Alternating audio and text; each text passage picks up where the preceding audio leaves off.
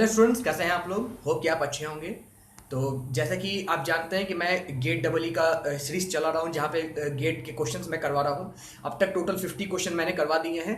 तो कुछ 4 to 5 days का गैप आ गया था। आप जानते हैं पेंडेमिक में कितना प्रॉब्लम होता है। थोड़ा कुछ पर्सनल प्रॉब्लम आ गया था, इसलिए मैं यहाँ पे वीडियो नहीं बना रहा था। खैर, अब फिर से रेगुलर मैं हो गया हूँ। अब गेट के क्वेश्चंस में लगभग 40 क्वेश्चंस और बचे हैं। तो सबसे पहले अब मैं उन 40 क्वेश्चंस को कंप्लीट करूंगा जो भी मेरे बचे हुए हैं। पूरा गेट का जो भी मैं करवा रहा था, जो बेसिक केवीएल केसीएल का, वो सब सारी चीज खत्म करूंगा। तो सबसे पहले आप पेंडेमिक में सेफ रहिएगा, वैक्सीनेशन करवाइएगा। बिल्कुल, अगर आपके यहाँ आसपास वैक्सीनेशन हो रहा हो तो जाके करवा लीजिएगा, स्लॉट बुक करवा के। राइट, चलिए ठीक है, हम अपने क्वेश्चंस में आते हैं। तो सबसे पहला क्वेश्चन देखिए आज के लेक्चर का। तो ये क्वेश्चन दिया है, ये गेट आपका 2008 में आया था। ठीक, तो if the 12 ohm resistor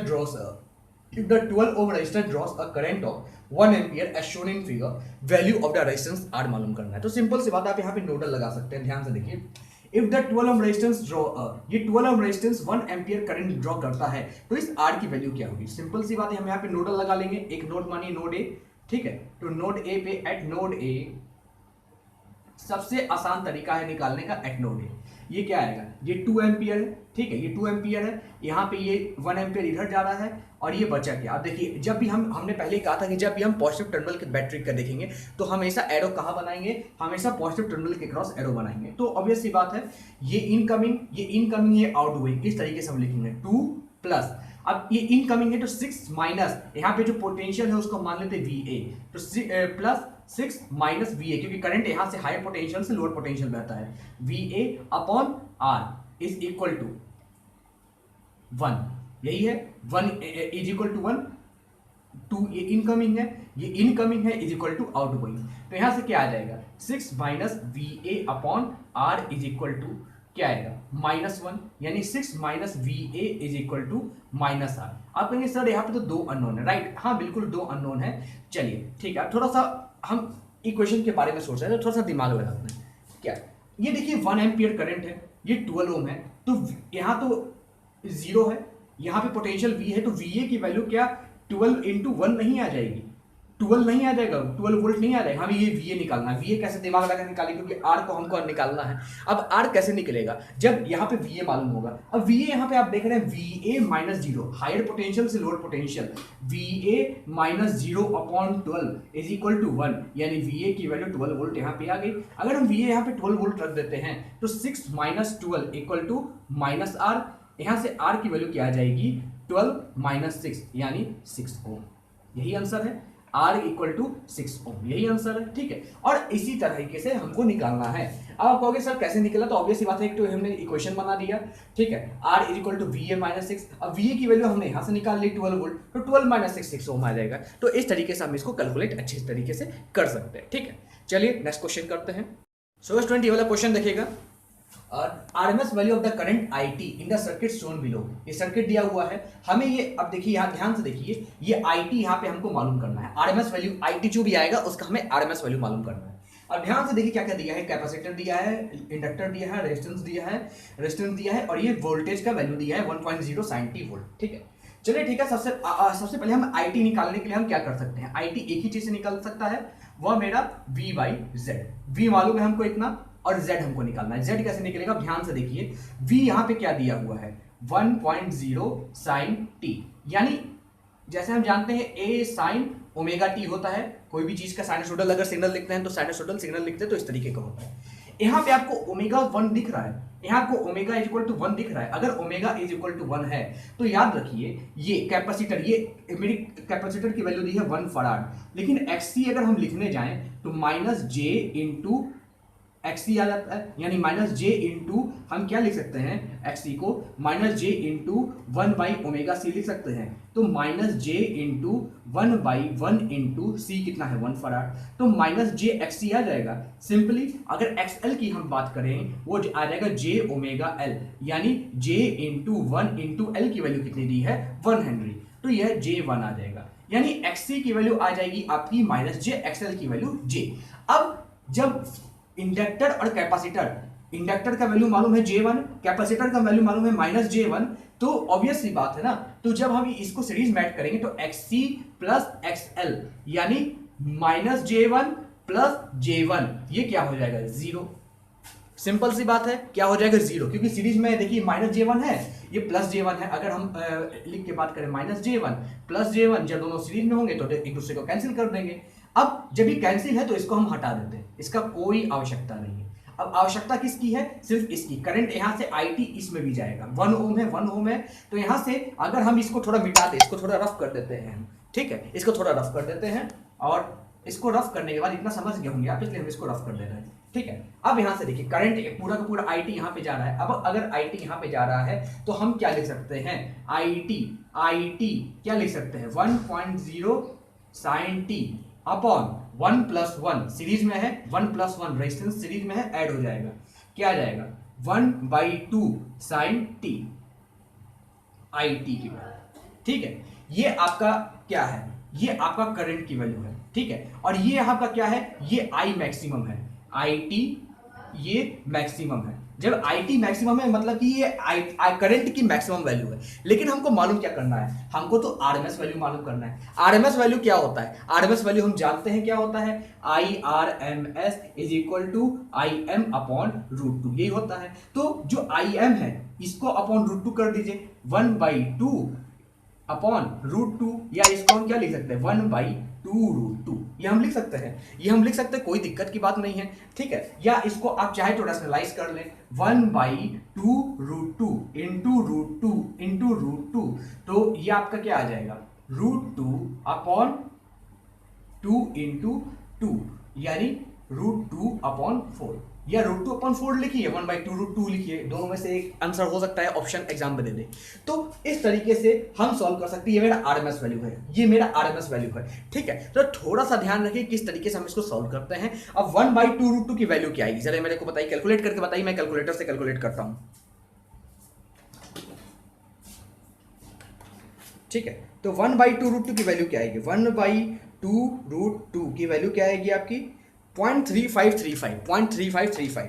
तो ऑब्वियस सी बात है, इसकी जो वैल्यू आ रही है, ये वैल्यू आएगी 1/2 √2, यानी 0.3535, ठीक है। ये आपकी एम्पियर होगी, और ये कितने में होगी? RMS में, RMS वैल्यू होगी, ठीक है। ये ध्यान रखिएगा। इस तरीके से हम इसको सॉल्व करते हैं। चलिए नेक्स्ट क्वेश्चन करते हैं। सो 20 वाला क्वेश्चन देखिएगा। The voltage apply to a circuit, किसी सर्किट पे वोल्टेज अप्लाई किया गया है, और वो कितना दिया है?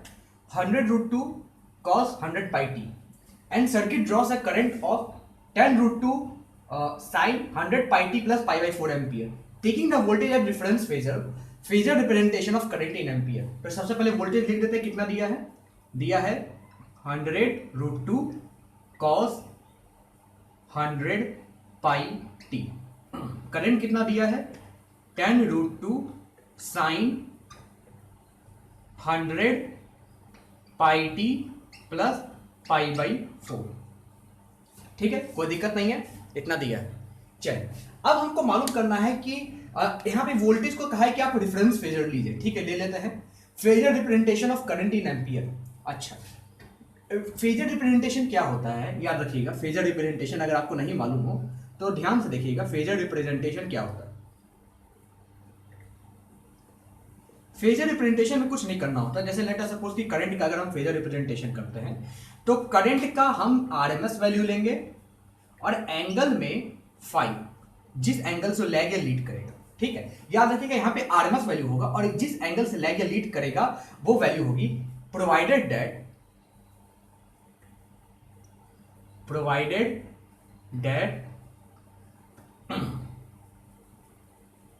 Phasor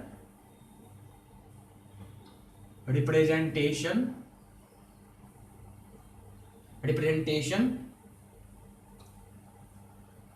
should be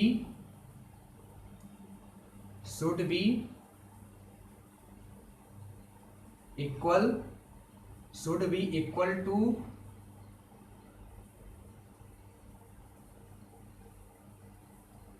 reference quantity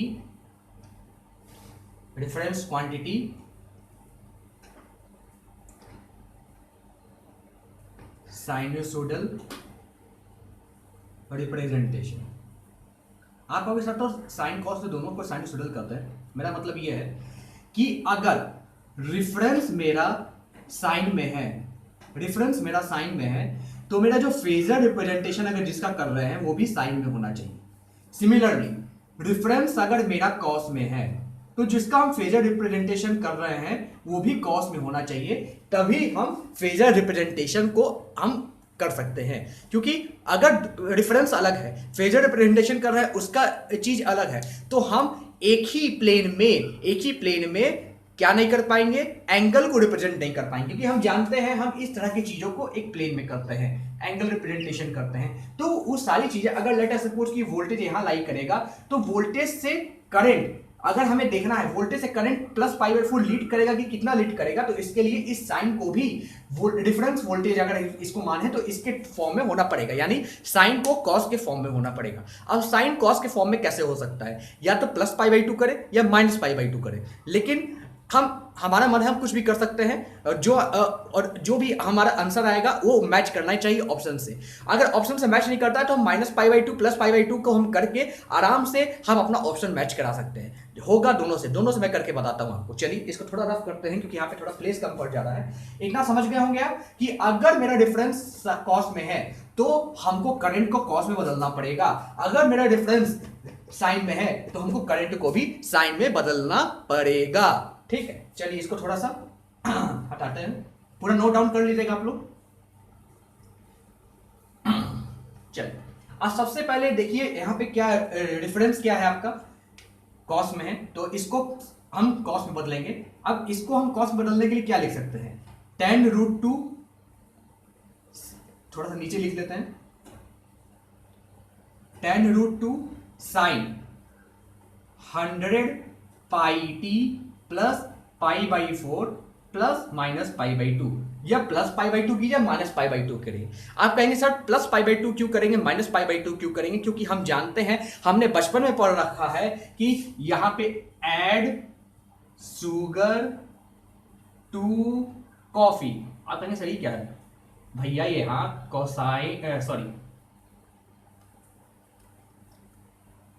cosine और सेकेंड, यहां पे tan cot, यहां पे साइन कोसेक, यही पढ़े थे। और यहां पे ऑल, जितना भी sine cosine sine cos tan cot sec cosec यहाँ पे पॉजिटिव होता है। यहाँ पे सिर्फ साइन और कोसेक आपका जो है कोसेक ये पॉजिटिव होता है। यहाँ पे थर्ड क्वाड्रेंट में आपका टेन और कॉट पॉजिटिव होता है। फोर्थ क्वाड्रेंट में आपका सिर्फ और सिर्फ कॉस और सेक पॉजिटिव होता है, ये हम जानते हैं। तो हमें अगर साइन को कॉस में बदलना है, ऑब्वियस सी बात है, ये भी हम जानते हैं, हमने ये भी पढ़ा हुआ है अपने मैथमेटिक्स में कि अगर साइन को थीटा प्लस पाई बाई 2 करे तभी जाके ये कॉस में बदलता है, चाहे पॉजिटिव और निगेटिव, उससे उसकी बात हम नहीं कर रहे हैं। और अगर हम प्लस पाई बाई 2 की जगह प्लस पाई में करें तो ये साइन ही रहेगा, ये भी हम जानते हैं। तो इसका तो जवाब मिल गया होगा क्यों हम पाई बाई 2 लगाते हैं, क्योंकि हमें कॉस में बदलना होता है। हमें अगर साइन से कॉस, कॉस से साइन में बदलना होता है तो ऑब्वियस सी बात है हम पाई बाई 2 लगाएंगे, और अगर नहीं बदलना है तो प्लस पाई या माइनस पाई करेंगे। ठीक है, इसलिए यहाँ पे प्लस माइनस पाई बाई 2, हम सबसे पहले माइनस पाई बाई 2 करके देखते हैं। माइनस पाई बाई 2 करके देखते हैं तो tan √2, अब जब माइनस पाई बाई 2 करेंगे तो पॉजिटिव आएगा, तो माइनस पाई बाई 2 ये पाई बाई 2 है, माइनस में ले रहे हैं तो ऑल पॉजिटिव, तो ये tan √2 साइन बदल जाएगा कॉस 100 पाई।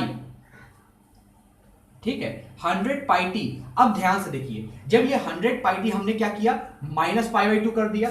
ठीक है, माइनस पाई बाई 2 और प्लस पाई बाई 2, ये थोड़ा सा ध्यान रखिएगा। हमने जब कहा कि हम यहां पे माइनस पाई बाई 2 और प्लस पाई बाई 2 करते हैं तो ऑब्वियस सी बात है माइनस पाई बाई 2 को ले लीजिए या प्लस पाई बाई 2 को ले लीजिए, तो यहां से आपका आ जाएगा, यहां से आप इसको थोड़ा सा क्या कीजिए, प्लस एलसीएम ले लीजिए 4 पाई माइनस 2 पाई, तो यहां से क्या आ जाएगा, tan √2 cosine 100 pi T minus pi by 4। ठीक है, ये कोसाइन में आ गया, याद रखिएगा ये कोसाइन में आ गया। आप कहेंगे सर अगर प्लस पाई बाई 2 को आपने लिया है तो माइनस पाई बाई 2 को भी ले सकते हैं, मतलब कि अगर इसको हम कंसिडर किए पाई बाई 4 प्लस पाई बाई 2 बिल्कुल हो सकता है, तो यहां से आपका आ जाएगा 3 पाई बाई 4, माइनस पाई बाई 4 या plus 3 pi by 4, minus pi by 4 या प्लस 3 पाई 3π/4 दोनों आंसर सही है इसका, ठीक है, दोनों इसका आंसर सही है, दोनों में कोई अंतर नहीं है। अगर आप इसको अगर आप लिखते हो, अगर इसको आप लिखते हो 10√2 sin 100πt माइनस π/4 या 10√2 सॉरी कोसाइन होगा ना, हाँ कोसाइन 100πt प्लस 3π/4, दोनों में कोई अंतर नहीं, दोनों सेम है, ठीक है। अब अगर दोनों सेम है तो चलिए आरएमएस वैल्यू मतलब कि फेजर रिप्रेजेंटेशन करते हैं। अभी 10√2 दिया है, ये मेरा क्या है, मैक्सिमम वैल्यू। 10√2 दिया है, ये मेरा क्या है, मैक्सिमम वैल्यू। हमको क्या फेजर रिप्रेजेंटेशन करना है। अगर फेजर रिप्रेजेंटेशन करना है, इस सब को हटा दीजिए ना, ठीक है, आपको ये रिमेंबर हो गया होगा -π/4 प्लस 3π/4, ठीक है। अब ध्यान से देखिए फेजर रिप्रेजेंटेशन कैसे करेंगे, IRMS एंगल ऑफ -5। IRMS क्या होगा, 10√2/√2, 10√2 मैक्सिमम अपॉन √2 एंगल। अब याद रखिए आपके पास क्या है, -π/4 या प्लस 3π/4, -π/4 प्लस 3π/4, सॉरी -5 नहीं होता है, एंगल ऑफ 5 होता है। अब ये मेरा पहला आया था -π/4, ठीक है, या 10√2 अपॉन √2 एंगल प्लस 3π/4, और दोनों मेरा ऑप्शन सही है, दोनों सही है। जो आपका ऑप्शन आए वो लगा दीजिएगा, या तो 10 ये √2 कैंसिल, 10 -π/4 या 10 प्लस 3π/4, दोनों ऑप्शन सही है, ठीक है। जो आपको ऑप्शन में दे वो लगा दीजिएगा। इस तरीके से इसको हम सॉल्व करते हैं, राइट। चलिए नेक्स्ट क्वेश्चन देखते हैं। सो स्टूडेंट ये वाला क्वेश्चन देखिएगा, बहुत अच्छा क्वेश्चन है, ठीक है। इसमें दिया है कि RLC सर्किट दिया हुआ है, ये सर्किट है VS, IS, IRL, RL, C, IC। VS की वैल्यू 1 एंगल 0 वोल्ट दी है, IS की वैल्यू √2 एंगल π/4 एम्पियर, और IRL की वैल्यू दी है √2 एंगल -π/4 एम्पियर। और ये दो क्वेश्चन है, power dissipated in register R, यहाँ पे कितना पावर डिसिपेट होगा, और ये करंट IC की वैल्यू क्या होगी, ये हमको मालूम करना है। तो चलिए पता करते हैं। तो सबसे पहले power dissipated in register R, ठीक है, ये कैसे पता होगा। Power dissipated in register R ये क्या हो जाएगा, IRL के RMS का स्क्वायर इंटू R रेजिस्टेंस, क्योंकि इंडक्टेंस के क्रॉस तो पावर डिसिपेट होता नहीं है, वो तो पावर स्टोर करता है, ठीक है। तो मतलब कि पावर स्टोरिंग डिवाइस है की बात हम नहीं कर रहे हैं, एनर्जी स्टोरिंग डिवाइस की बात नहीं कर रहे हैं, हम किसकी बात कर रहे हैं, हम जो पावर डिसिपेट करते हैं यानी रजिस्टर की बात। तो हमको यहाँ पे R निकालना होगा। अच्छा ठीक है, R निकालते हैं। R कैसे निकलेगा, ध्यान से देखिए, VS दिया हुआ है, ठीक है। अगर VS दिया है तो इसके अक्रॉस, इस टोटल आपका इसको Z मानते हैं, इसके अक्रॉस जो वोल्टेज है वो VS ही है, ठीक है। इसके क्रॉस करंट दिया है IRL, ये कितना दिया है, VS/Z, ये कितना दिया है, √2 एंगल -π/4। VS कितना दिया है, 1 angle 0 upon Z is equal to √2 angle -π/4, right. Z को इधर कीजिए, Z की वैल्यू आपकी यहाँ पे आ जाएगी, Z की वैल्यू यहाँ पे क्या आ जाएगी, Z की वैल्यू आ जाएगी 1/√2 एंगल 0 बाई एंगल -π/4। पक्का, कोई दिक्कत नहीं है। चलिए अगर कोई दिक्कत नहीं तो π/4 ऊपर ले आइए, 1 बाई क्या आ जाएगा आपका, π/4 को ऊपर ले आइए तो आ जाएगा 1/√2 एंगल ऑफ प्लस π/4, ठीक है। ये आ गया आपका। अब इसको थोड़ा एक्सपेंड कीजिए, तभी मेरा रेजिस्टेंस और जो भी मेरा रिएक्टेंस है वो अलग अलग हो जाएगा। इसको थोड़ा अगर हम एक्सपेंड करते हैं, इसको थोड़ा रिमूव करते हैं तो क्या आ जाएगा, 1/√2, ध्यान रखिएगा, 1/√2 into cos π/4 plus j sine π/4 into 1/√2।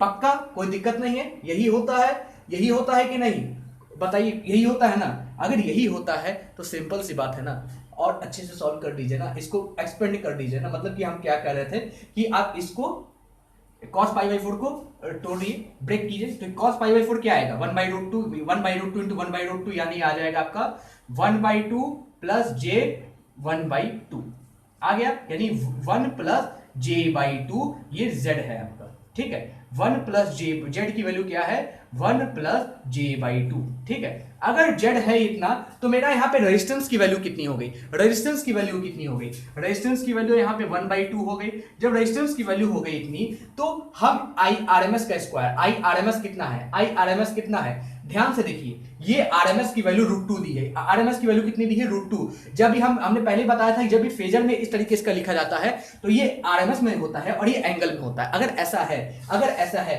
तो इसको रिमूव कर देना, और आरएमएस क्या हो जाएगा? √2 दिया है, √2 का होल स्क्वायर इंटू आर की वैल्यू कितनी दी है? 1/2।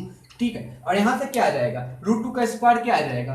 2 इंटू 1/2, 2 कैंसिल, 1 वाट। तो मेरा रेजिस्टेंस कितना आया? पावर डिसिपेटेड इन रेजिस्टेंस कितना है? 1 वाट। तो इसका आंसर हो जाएगा 1 वाट। ठीक है, रेजिस्टेंस का तो हो गया, ये रेजिस्टेंस का तो हो गया, 1 वाट आंसर आ गया मेरा रेजिस्टेंस का, कोई दिक्कत नहीं है। चलिए अब यहां की बात करते हैं करंट आईसी की। रेजिस्टेंस का हो गया तो इसको रिमूव कर देते हैं थोड़ा।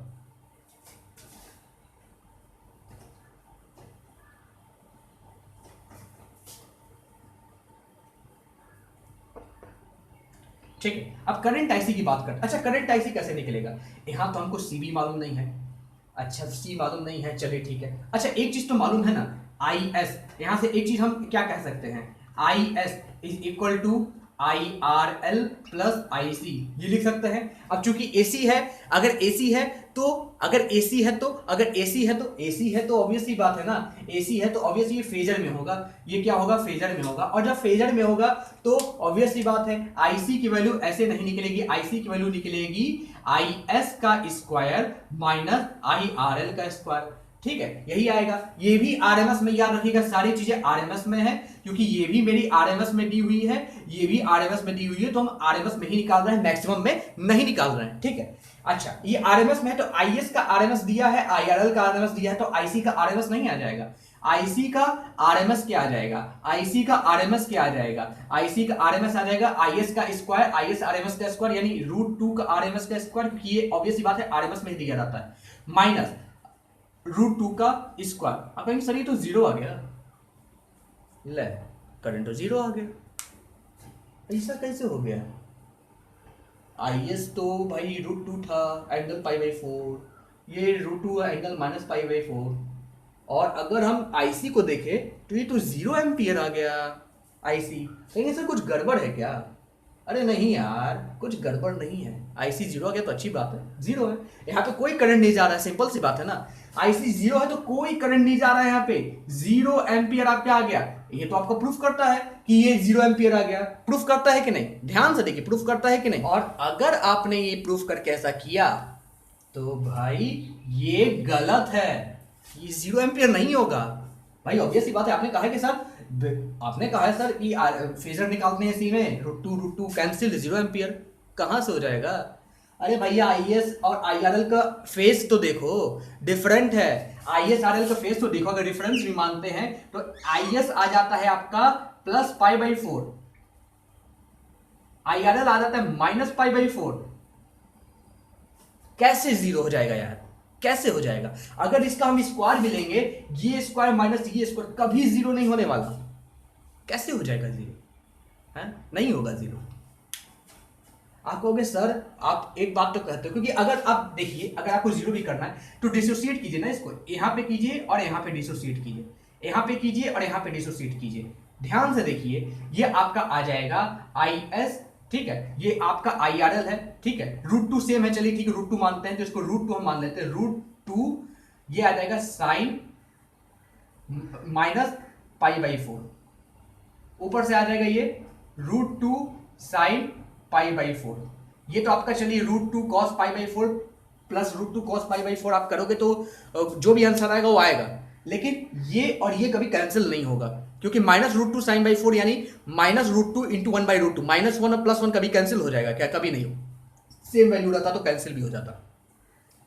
तो ये गलत है, ये गलत है। सही क्या है सर बताते हैं? ये तो मैं जो आपके दिमाग में आता है वो मैं बता रहा हूं, ठीक है। अब सही क्या है वो देखिए ध्यान से, सही आपको यहां से मालूम चलेगा। आईसी को हम यहां से लिख सकते हैं आईएस माइनस आईआरएल। अब आपको यहाँ पे जो फेजर का कैलकुलेशन होता है, जो आप मैग्नीट्यूड निकालते हो, आपका कोई जैसे आपने निकाला था IS² माइनस IRL², वैसा नहीं करना है। सिंपल सी जो जो दिया है उसको आप पुट कर दें, √2 एंगल π/4 माइनस √2 एंगल -π/4, राइट। इसको आप एक्सपेंड करें, √2 cos π/4 plus j √2 sin π/4, right. Similarly -√2 cos -π/4, ये ब्रैकेट में रखिएगा, माइनस जे साइन, क्योंकि ये माइनस है तो माइनस जे साइन हो जाएगा, माइनस, तो ये प्लस π/4 होगा, π/4, ठीक है। अगर यहाँ पे प्लस लेते तो माइनस लेना पड़ता, कोई दिक्कत नहीं। चलिए cos π/4 1/√2 आ जाएगा 1 प्लस जे, ये भी √2 इंटू 1/√2 जे, माइनस ये क्या आ जाएगा 1 माइनस जे, कोई दिक्कत, कोई दिक्कत नहीं। √2 ये भी रहेगा यहाँ पे, अब यहाँ पे √2 भूल गए, √2, ठीक है। तो अब इसको थोड़ा सा खोलिएगा, 1 प्लस जे माइनस 1 प्लस जे, 1 1 गया, आया प्लस 2j। देखा, इमेजिनरी में करंट आ रहा है, करंट कितना आ रहा है, इमेजिनरी में जीरो नहीं है, ये कितना है, प्लस 2j एम्पियर। ये एसी की खूबसूरती होती है, ये अल्टरनेटिंग करंट की खूबसूरती होती है। लगता है हमको जीरो आ रहा है लेकिन जीरो नहीं आएगा, ठीक है, यही बहुत बड़ी खूबसूरती होती है, ठीक है। ध्यान से देखिएगा, इसको अच्छे से समझिएगा कि कभी मैक्सिमम 80% स्टूडेंट इसको जीरो मार के आएंगे, लेकिन जीरो आंसर ही नहीं है। क्यों नहीं है, क्योंकि आप ध्यान से देखिए कि अगर ये जीरो अगर हमको करना रहता, याद रखिएगा जो मैंने मेथड लगाया था ये तब पॉसिबल है जब दोनों का फेज एंगल बराबर हो, जब दोनों का फेज एंगल बराबर हो, जब दोनों का फेज एंगल बराबर हो, अगर उसका मैग्नीट्यूड भी अगर हम √6 ले लेते तो भी वो मेथड मेरा काम कर जाता। लेकिन जब फेज एंगल बराबर ना हो, आप नोट डाउन कर लीजिए, नोट करके लिख लीजिए, if two AC quantity having magnitude same or different, if two AC quantity having magnitude same or different, if two AC quantity having magnitude same or different have same phase angle, then magnitude formula of phasor quantity is applied। और वो जो मैंने पहले लिखवाया था formula वो जाके note down कर लीजिएगा और नीचे लिखिएगा, if the phase angle is different in spite of the magnitude of the respective quantity, in spite of the magnitude of the respective quantity is same or different, in spite of the magnitude of the respective quantity is same or different, there is no application of magnitude formula of phasor quantity. There is no application of magnitude formula of the phasor quantity. In that case we use this, ठीक है। इसको आप note down कर लीजिएगा, ठीक है। चलिए next question करते हैं। ये वाला क्वेश्चन देखिएगा स्टूडेंट्स, कई लोग ये क्वेश्चन देख के कहेंगे एक मिनट में कैसे होगा, इसमें पूरा नोडल लगाना पड़ेगा हर जगह, ऐसी बात नहीं, आराम से हो जाएगा। In the circuit current through inductor, इस इंडक्टर के क्रॉस करंट कितना होगा ये हमको मालूम करना, राइट।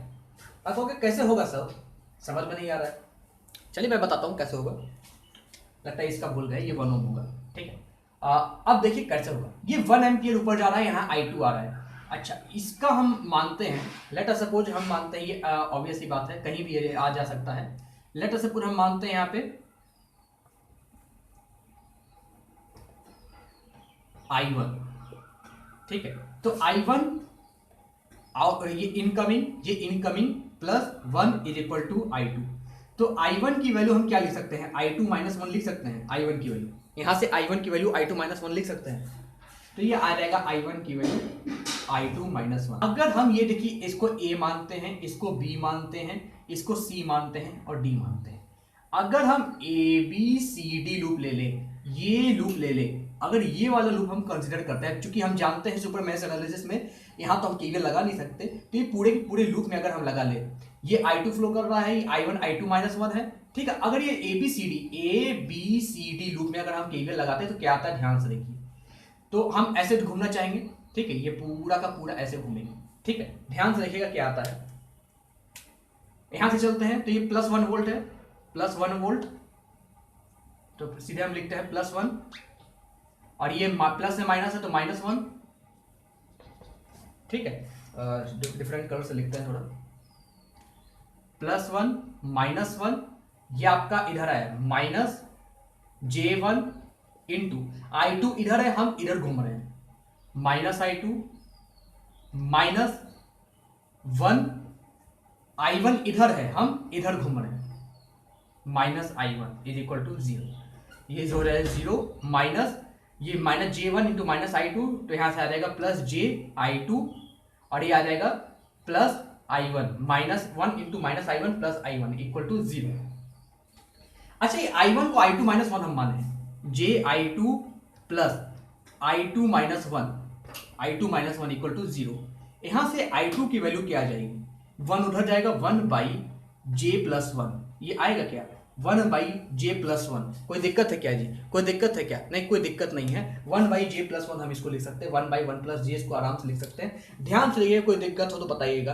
क्या हमने कोई गलती की है, क्या हमने कोई गलती की है, प्लस वन माइनस हाँ plus J one I two और ये माइनस इधर, हाँ कोई गलती नहीं है, एकदम सटीक जा रहा है हमारा, और ये answer I two equal to one by J plus one आएगा। ठीक है, तो इस तरीके से इस क्वेश्चन को हम सॉल्व करते हैं। चलिए नेक्स्ट क्वेश्चन देखते हैं। सो स्टूडेंट, ये वाला क्वेश्चन देखिएगा, निहायत ही आसान क्वेश्चन है। A two phase load draws following phase current, ठीक है, I1T I23, these currents are balanced if φ1 is equal to. अब ध्यान से देखिए, ऑब्वियस सी बात है, हम जानते हैं इन थ्री फेज में जो क्वांटिटीज होती है उसके बीच का जो फेज एंगल होता है 120 डिग्री होती है। ठीक है, उसी तरीके से टू फेज में जो दो क्वांटिटी बीच का फेज एंगल होता है वो 90 डिग्री होता है। ठीक है, ये ध्यान रखिएगा। अच्छा, अगर ऐसा 90 डिग्री होता है, चलिए ठीक है, सब अब दो फेज को हमको कंपेयर करना है। हमने पहले कहा था जब भी दो फेज को कंपेयर करेंगे तो सबसे पहले दोनों की साइन या दोनों या तो साइन में होना चाहिए या दोनों कॉस में होना चाहिए, हमको निश्चित करना है। तो चलिए हम इसको कॉस को साइन में बदलते हैं, I2T को हम साइन में बदलते हैं, तो ये कैसे हो जाएगा, I am cos omega T minus five by two minus pi by two plus pi by to. अब प्लस पाई बाई टू पे तो कॉस नेगेटिव हो जाएगा, तो माइनस पाई बाई टू लेते हैं और इसको यहां पे ले लेते हैं, तो यहां से आ जाएगा I am sine omega T minus plus pi by two minus five by two. ठीक है, अब ये I2T आ गया। अगर ये I2T आ गया, अब I2T और I1T कंपेरेबल है, तो अब हमको मालूम करना है कि टू फेज के केस में क्या होता है, फेज एंगल 90 डिग्री होता है। अब इसको फेज एंगल, इसका फेज एंगल थोड़ा मेजर करते हैं। ये कितना है phase angle, omega T plus pi by two minus five by two नहीं होगा ना, फाइव बाई टू कहां से हो जाएगा, सॉरी फाइव, I2T को यहाँ पे फाइव टू है, फाइव बाई टू नहीं फाइव टू है, ये फाइव टू है। ठीक है, तो minus five two minus omega T plus five two, यही है। अगर ऐसा है तो ये फेज डिफरेंस कितना होगा, five to cancel, omega T cancel, pi by to, यानी जो मेरा फेज डिफरेंस आ रहा है वो कितना आ रहा है, पाई बाई टू। अगर phase difference pi by two आ रहा है तो सिंपल सी बात है ना, ये ध्यान से देखिए, ये फेज डिफरेंस अगर पाई बाई टू आ रहा है, अगर phase difference pi by two आ रहा है, सॉरी कुछ गलती हुई है, एक सेकंड, हमने इसको और इसको कंपेयर कर दिया जबकि एक दूसरा करना था। ये ध्यान से देखिए, इसको कैसे कंपेयर करेंगे, omega T plus pi by two minus five two और minus omega T minus five one is equal to zero. Omega T cancel हो जाएगा, यहां से क्या आ जाएगा आपका फाइव टू। ठीक है, ध्यान से देखिएगा, ये प्लस फाइव वन हो जाएगा, minus omega T plus five one, five two minus five one, ये आ जाएगा आपका पाई बाई टू। ठीक है, यही हमको मालूम करना। आप कहेंगे फाइव वन की वैल्यू क्या हो जाएगी, फाइव वन की वैल्यू क्या हो जाएगी, फाइव वन की वैल्यू हो जाएगी five two minus pi by two. कोई दिक्कत, फाइव बाई टू कोई दिक्कत नहीं है भाई, pi by two minus pi by two. ठीक है, तो इस तरीके से अब इसको कैलकुलेट करेंगे। चलिए नेक्स्ट क्वेश्चन देखते हैं। सो स्टूडेंट, ये वाला क्वेश्चन देखिएगा, निहायत ही आसान क्वेश्चन है। A two phase load draws following phase current, ठीक है, I1T I23, these currents are balanced if φ1 is equal to. अब ध्यान से देखिए, ऑब्वियस सी बात है, हम जानते हैं इन थ्री फेज में जो क्वांटिटीज होती है उसके बीच का जो फेज एंगल होता है 120 डिग्री होती है।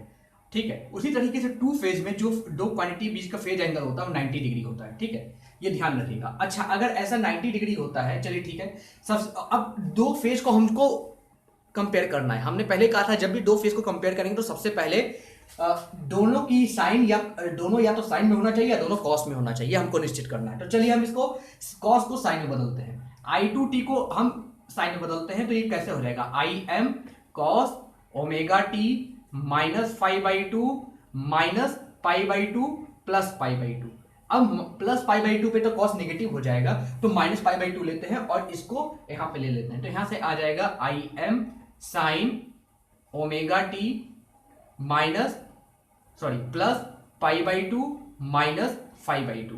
ठीक है, अब ये आई टू टी आ गया। अगर ये आई टू टी आ गया, अब आई टू टी और आई वन टी कंपेरेबल है, तो अब हमको मालूम करना है कि टू फेज के केस में क्या होता है, फेज एंगल 90 डिग्री होता है। अब इसको फेज एंगल, इसका फेज एंगल थोड़ा मेजर करते हैं। ये कितना है phase angle, omega T plus pi by two minus five by sorry five by two नहीं होगा ना, फाइव बाई टू कहां से हो जाएगा, sorry five, I two T को यहाँ पे फाइव टू है, फाइव बाई टू नहीं फाइव टू है, ये फाइव टू है। ठीक है, तो minus five two minus omega T plus five two, यही है। अगर ऐसा है तो ये फेज डिफरेंस कितना होगा, five to cancel, omega T cancel, pi by to, यानी जो मेरा फेज डिफरेंस आ रहा है वो कितना आ रहा है, पाई बाई टू। अगर phase difference pi by two आ रहा है तो सिंपल सी बात है ना, ये ध्यान से देखिए, ये फेज डिफरेंस अगर पाई बाई टू आ रहा है, अगर phase difference pi by two आ रहा है, सॉरी कुछ गलती हुई है, एक सेकंड, हमने इसको और इसको कंपेयर कर दिया जबकि एक दूसरा करना था। ये ध्यान से देखिए, इसको कैसे कंपेयर करेंगे, omega T plus pi by two minus five two और minus omega T minus five one is equal to zero. Omega T cancel हो जाएगा, यहां से क्या आ जाएगा आपका फाइव टू। ठीक है, ध्यान से देखिएगा, ये प्लस फाइव वन हो जाएगा, minus omega T plus five one, five two minus five one, ये आ जाएगा आपका पाई बाई टू। ठीक है, यही हमको मालूम करना। आप कहेंगे फाइव टू की फाइव वन की वैल्यू क्या हो जाएगी, फाइव वन की वैल्यू क्या हो जाएगी, फाइव वन की वैल्यू हो जाएगी five two minus pi by to.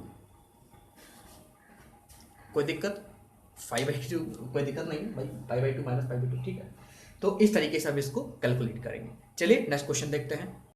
So student, ये लेक्चर का ये लास्ट क्वेश्चन है, ध्यान से देखिएगा। The average power delivered to an impedance by a current source इतना।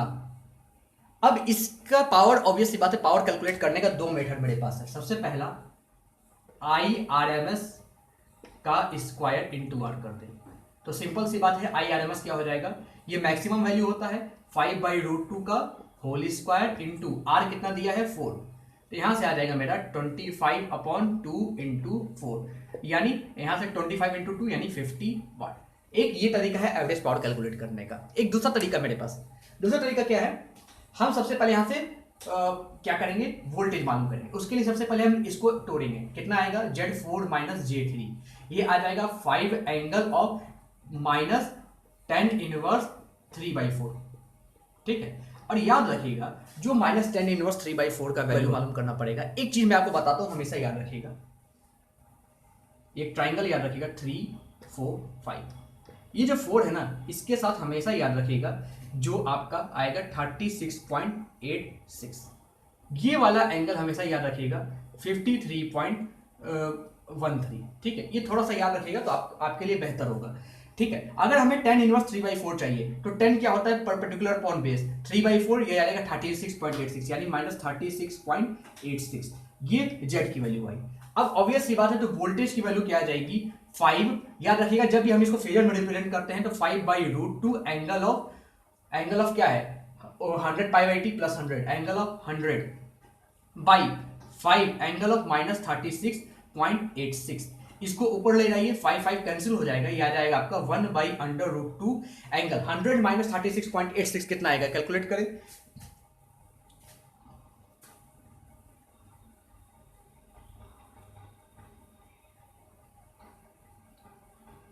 63.14। ठीक है, 63.14 आएगा, ये हमें वोल्टेज मिल गया। अब जब वोल्टेज मिल गया तो हम यहां से लिख सकते हैं V maximum I maximum into V maximum I maximum into cos 5/2, यही मेरा एवरेज पावर होगा। ये क्या है, मेरा RMS वैल्यू है। और अगर मैक्सिमम लिखना हो तो 1 by root two into root two कर देंगे तो 1 आ जाएगा आपका मैक्सिमम। तो अगर आपको यहां से आपको निकालना हो एवरेज पावर कितना है, एवरेज पावर कितना है, वो आ जाएगा आपका 1/2 इंटू Vm कितना है 1, Im कितना है 5 into cos into cos 5 into cos, जो आपका जेड की वैल्यू एक्चुअली कितनी आई है, आपकी जेड की वैल्यू कितनी आई माइनस 36.86, कॉस माइनस 36.86। जब इसको कैलकुलेट करोगे तो आंसर आएगा आपका 50। ठीक है, ये थोड़ा सा याद रखिएगा, इस तरीके से आंसर आएगा। या तो आप ये कैलकुलेट कर लीजिए या तो डायरेक्ट यहां से कैलकुलेट कर लीजिए, जैसे मैंने बताया दोनों से एक ही आंसर आने वाला है। ठीक है, तो ये थे मेरे कुछ क्वेश्चन जो कि आज मैंने आपको करवाए। ठीक है, अच्छा जितना मैंने क्वेश्चन करा है उसमें से 2-3 क्वेश्चन में मैंने जानबूझ के थोड़ी सी मिस्टेक की है। आप मेरे को ढूंढ के कमेंट करिएगा सर यहाँ पे आपने मिस्टेक की है, यहाँ पे आपने मिस्टेक की है। वो सारी चीज़ें मैं फिर से आपको चीज़ें बताऊंगा कि कहाँ मिस्टेक की है। और मैं चाहता हूँ ऐसा इसलिए मैंने किया कि मैं चाहता हूं कि आप मेरे वीडियो पूरा देखें। अगर आप पूरा वीडियो नहीं देखोगे तो आपको मालूम नहीं चलेगा मैंने मिस्टेक कहाँ की है। अगर आप जितना मेरे को मिस्टेक बताओगे उतना मैं आपको मैं एक स्पेशल अवार्ड आपको अनाउंस करता हूँ, स्पेशल गिफ्ट। ठीक है, एक स्पेशल गिफ्ट रहेगा, सरप्राइज गिफ्ट।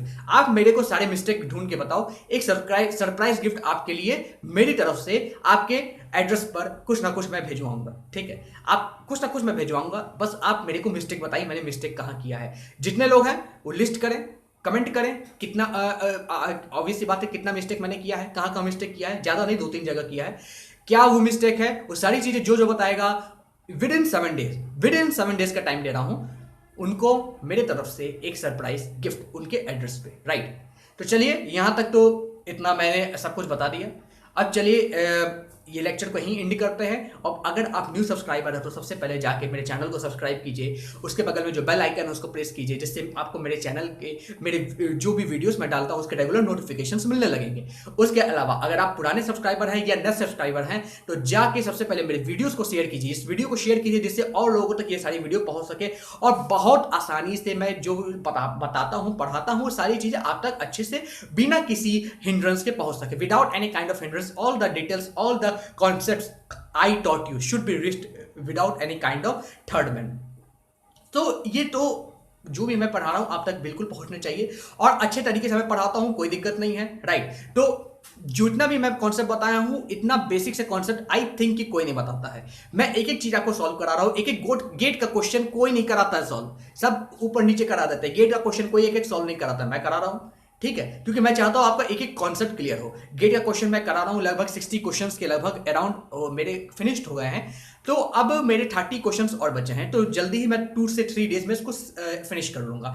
फिर आगे हम आईएएस के क्वेश्चन करेंगे, उसके बाद हम नेटवर्क थ्योरम से शुरुआत करेंगे। बहुत लंबा जाना है, अभी शुरुआत ही तो की है। राइट, चलिए ठीक है, हम यहीं पे अपना लेक्चर एंड करते हैं। आप मेरे चैनल को सब्सक्राइब करके रखिएगा, लाइक करते रहिए, शेयर करते रहिए, कमेंट करते रहिए। जो डाउट मैं बोला है 7 डेज के अंदर कमेंट कीजिए, बताइए मेरी मिस्टेक, मैं आपको अवार्ड दूंगा, रिवार्ड दूंगा। राइट, तो चलिए ठीक है, मैं यहीं पे सेशन एंड करता हूं और उसके बाद आप लोग जाके इसको वीडियो देखिएगा। एक बार समझ में नहीं आया दूसरी बार देखिएगा, बिल्कुल समझ में आएगा। फर्स्ट ईयर में, सेकंड ईयर में, थर्ड ईयर, फोर्थ ईयर या पास आउट है, कोई दिक्कत नहीं है। राइट, तो चलिए ठीक है, मैं इस वीडियो को यहीं पे एंड करता हूं और आपको बेस्ट ऑफ लक कि आप अपने स्टडी अच्छे से कर सको। चलिए ठीक है, बहुत बहुत नमस्कार।